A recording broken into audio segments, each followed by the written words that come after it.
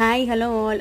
இன்றைக்கான ஒர்க்கு வந்து நான் ஸ்டார்ட் பண்ணிட்டேன். இன்றைக்கி வந்து பேட்டர்ன் ப்ளவுஸ் டிசைன் தான் நான் வந்து ஸ்டிச்சிங் பண்ண போகிறேன். So back neck stitching video வந்து நெக்ஸ்ட்டு நான் அப்லோட் பண்ணுவேன், பார்ட் 1 பார்ட் 2ன்னு சொல்லிட்டு.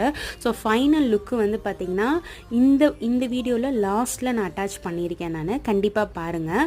அதே மாதிரி லெட்கன் டிசைன் எப்படி ஸ்டிச் பண்ணணும்னு சொல்லிட்டு அந்த வீடியோவுமே இன்றைக்கி நான் அப்லோட் பண்ணுவேன். அதையும் நீங்கள் பாருங்கள்.